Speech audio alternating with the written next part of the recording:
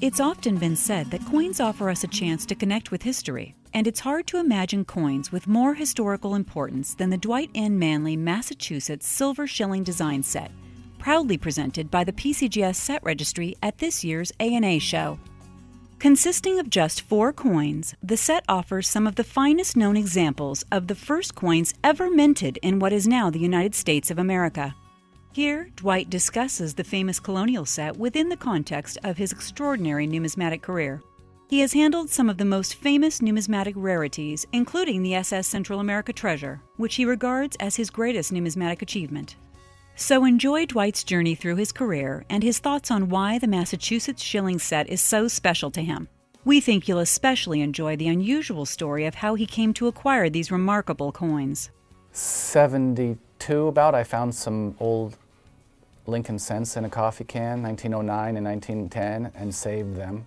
And then went to the toy store and bought little Blue Whitman albums. And then around 1973, we moved across town, and the kid down the street and his dad collected coins. They took me to the coin shop in downtown Brea, and I wanted to buy a 1911 cent to go to fill in the holes, 1909, 10. And the coin dealer wouldn't sell it to me unless I bought a book and read it first, which at the time was the 1974 Black Book on U.S. coins. So I started to cry because I wanted the coin so badly. It was 15 cents. So he sold it to me, and that was on Saturday. And he was closed Sunday, Monday. I went back Tuesday because I'd read it, and I was addicted, loved coins ever since. I couldn't get enough information or exposure to coins. The first thing that comes to mind is when I got a summer scholarship to the A&A summer seminar in 1981, and at the time I think it was worth $400 for airfare and room and board in the class, which I couldn't afford, and I had Dave Bowers as my teacher in my class. I originally signed up for numismatic writing, and I was a freshman in high school and then taking a writing thing for the school newspaper. But then I found out Dave Bowers was there, who was my idol, so I switched.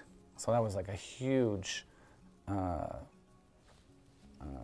experience for meeting people and taking the world of numismatics from a city or a county and local coin club to something national. The biggest thing was being involved with the SS Central America and buying the treasure and ingots and coins from the Columbus America group, and then marketing that to the world and exhibiting it, and it's still got ingots on exhibit in museums right now around the world, and working with Dave Bowers on the books and documentaries, History Channel shows, and Charlton Heston narrated our one documentary. So that was definitely the #1 numismatic event. As far as handling different things, it's fun, buying and selling 1913 nickels or King of Siam sets, 94S dimes, but it's kind of like the thrill. The chase is the most fun. Owning it is something that's not as exciting, except for maybe a few things that are actually sentimental.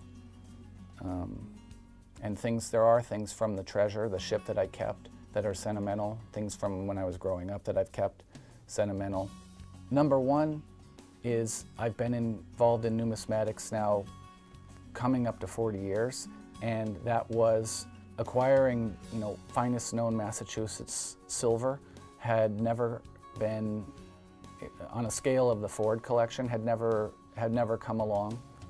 Even the Garrett collection didn't have the breadth that Ford did, and definitely I had nothing close to enough money to buy anything in 79 or 80. I'm a contrarian by nature, and when everybody wanted to buy Proof 69 or MS 68, this and that, I wanted the great rarities and was placing those or buying those. The reason being that they were more dependent on their rarity than the grade.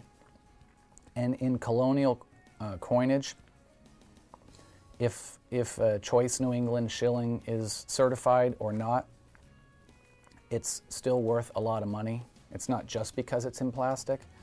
And you know, although I have mine in holders, obviously, because of the higher grades and you want to protect them, it could just as easily be in a capital plastic holder and still be great, versus an 81S dollar or a generic proof gold coin, where the grading is really everything. So I like things that are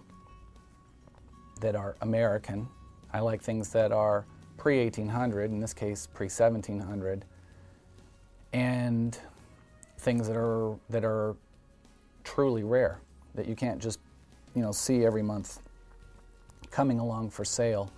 And you know, Ford had these things put away for 50 years, 60 years, and the people he bought them from had them for decades before that. So really you have almost 100 years where nothing was seen. They were just traded between a couple of people. So the opportunity to buy them was to me something that I didn't want to pass up. It comes along once every couple of generations if you're lucky. So I was very fortunate. The timing was good. I like circulated early coins, you know, pre-1800, the coins that Dave Bowers always says if a coin could talk, because you know, coins that were spent in the 1700s to me is fascinating, versus a gem uncirculated that didn't circulate, because they're connections to the past. They're like time machines to me. The exciting part about the things from the ship are that you know exactly where they were on specific dates. August 20th they set sail, September 12th they sank. That's pretty unprecedented in coins, in numismatics. But things from 18th century or before, it's, you know, you're talking about something that affected lives. You know, one coin was a lot of money, depending, you know, how much it was, but $10 gold piece in 1795 was a fortune, you know, for what people were working for and what you could buy with that. So it's a link to the past, you know, bet closer than anything else I know of. But John Albanese looked at them. He looked at the coins and told me, there's this one coin you have to buy, this oak tree shilling. It's MS67 plus. It looks like a Washington quarter with rainbow toning. So I had my catalog, and I was at my doctor's office for my annual physical, which includes everything, for an hour and a half, and I bid by phone while I was on the table to buy the coins. And so October 18, 2005 was the sale, and that was the day of my physical. So it's like whenever I think of those coins, I always think of, okay, I'm in the doctor's office having my physical, you know, complete physical. So it's kind of funny. I had endowed the library at the A&A quite a few years back, and I'd like to do something with the YN, Young Numismatist program, in the future. I met with Barry Stupler and the president of the A&A, or director, to help create this Florence Shook School of Numismatics.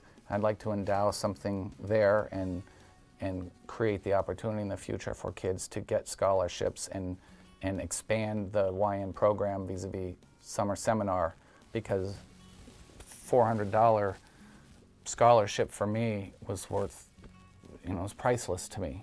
What doors it opened, what worlds I was exposed to. So I'd like more people to have that opportunity.